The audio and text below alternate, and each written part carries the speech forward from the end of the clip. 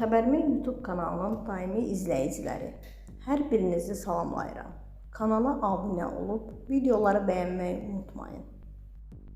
Müğənni Şəbnəm Tovuzlu Nigar Camalın onun kateqoriya sözünü ələ salmasına münasibət bildirib. Demokrat TASS xəbər verir ki, Şəbnəm Nigarın özünü onun vasitəsi ilə reklam etdiyini bildirib. Şəbnəm fikirlərini sosial şəbəkədə bölüşüb. Nigulya ildə bir dəfə gündəmə gəlir. O da Şəbnəm Tovuzlu sayəsində. Yenə də mən sağ olun.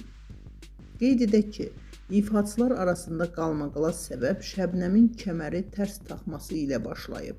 Nigar onun bu hərəkətini ələ salmışdı.